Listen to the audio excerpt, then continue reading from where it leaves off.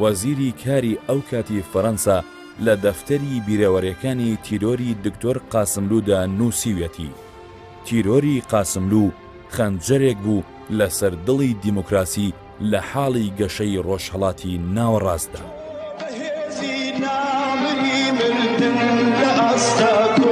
Yeah.